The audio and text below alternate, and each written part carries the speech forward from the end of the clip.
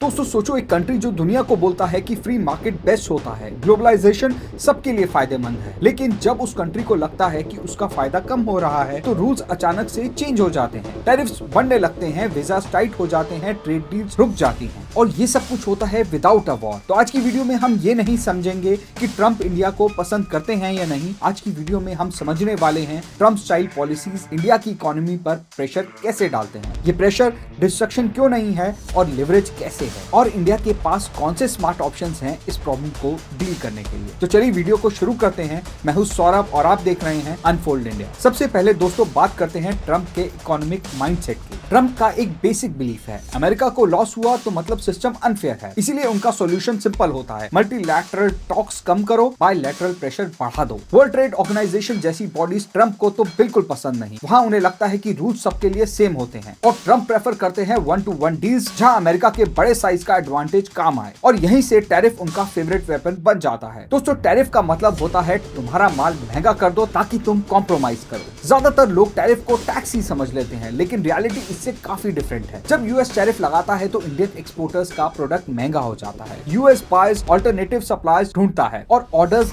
Delay या फिर cancel होने लगते हैं। इंडियन फैक्ट्रीज प्रोडक्शन स्लो कर देती हैं और हायरिंग तो फ्रीज ही हो जाती है, और इसका इम्पैक्ट वर्कर लेवल तक भी पहुंचता है। एमएसएमईज पे सबसे पहले हिट होता है। इंडिया की कुछ की रिस्क सेक्टर्स हैं जहां इसका इम्पैक्ट काफी ज्यादा होता है, जैसे कि steel and aluminium, auto components, engineering goods and pharmaceuticals. Pharma यहाँ क्रिटिकल होता है क्योंकि यूएस इंडिया का लार्जेस्ट फार्मा एक्सपोर्ट मार्केट है। टैरिफ का दर्द जो है वो लाउड नहीं होता, लेकिन लॉन्ग लास्टिंग तो होता है। अब आते हैं दोस्तों सबसे सेंसिटिव चैप्टर पर। इंडिया रशिया से ऑयल क्यों खरीदता है? क्योंकि डिस्काउंट मिलता है, इन्फ्लेशन कंट्रोल होती है, एनर्जी सिक्योरिटी स्ट्रांग होती है। इस ऑयल ने इंडिया को फ्यूल प्राइसेस स्टेबल रखने में काफी मदद करी है। लेकिन यूएस के लिए ये सिर्फ ऑयल नहीं है, यूएस का पर्सपेक्टिव डिफरेंट है। यूएस सोचता है कि जो रशिया को पैसे दे रहा है वो इनडायरेक्टली रशिया की वॉर कैपेसिटी को सपोर्ट कर रहा है, इसीलिए प्रेशर आता है सैंक्शन के थ्रू या फिर ट्रेड टैरिफ के थ्रेट के थ्रू, और यहाँ इंडिया फंस जाता है। रशियन ऑयल छोड़ो तो पेट्रोल डीजल महंगा हो जाता है, और अगर ऑयल लो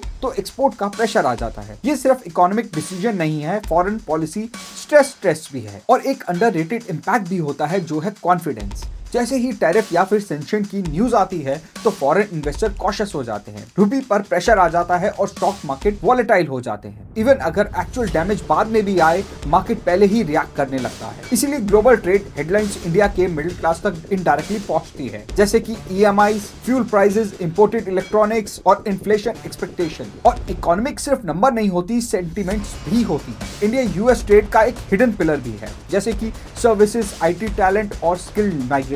जब H1B रूल्स टाइट होते हैं तो कॉस्ट बढ़ता है। इंडियन आईटी फर्म्स का यूएस डिलीवरी मॉडल इंपैक्ट होता है, क्लाइंट ऑन साइट प्रेजेंस कम करने लगते हैं, और ये कोई बैन नहीं होता, ये एक स्लो इकोनॉमिक लीकेज होता है। इसका इफेक्ट न्यूज में कम दिखता है, लेकिन बैलेंस शीट में काफी ज्यादा दिखता है। दोस्तों अब एक इंपॉर्टेंट पॉइंट समझो, ट्रम्प इंडिया को टारगेट इसलिए नहीं करता क्योंकि इंडिया दुश्मन है। ट्रम्प प्रेशर इसलिए बनाता है क्योंकि प्रेशर डील बनवाता है। ट्रेड वॉर का गोल होता है ऑपोजिट साइड को टेबल पर लाना, अपनी टर्म्स पर मनवाना, और जो कंट्री पैनिक करती है या फिर ओवर कमिट करती है वो लॉन्ग टर्म में लॉस उठाती है। तो अब इस सिचुएशन में इंडिया क्या करे? इंडिया के पास कोई मैजिक सॉल्यूशन तो नहीं है, लेकिन एक स्मार्ट स्ट्रेटेजी जरूर अपना सकती है। जैसे कि यूएस इंपॉर्टेंट है, लेकिन ओनली ऑप्शन तो बिल्कुल नहीं है। दूसरा हो जाता है high value manufacturing, low margin export tariff में सबसे पहले मरते हैं। और तीसरा हो जाता है एनर्जी हेजिंग, यानी कि सिंपल सिंगल सप्लायर पे डिपेंडेंसी रिस्की होता है। सर्विसेज डिप्लोमेसी, यूएस कंपनीज को दिखाना होगा कि Indian talent is equal to